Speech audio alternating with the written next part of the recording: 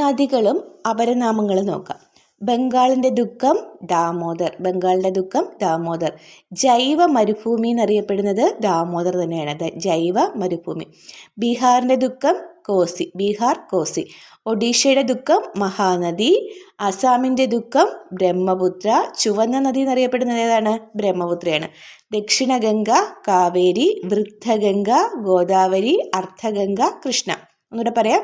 Dakshina Ganga Kaveri, Vriddha Ganga Godavari, അർദ്ധഗംഗ Krishna.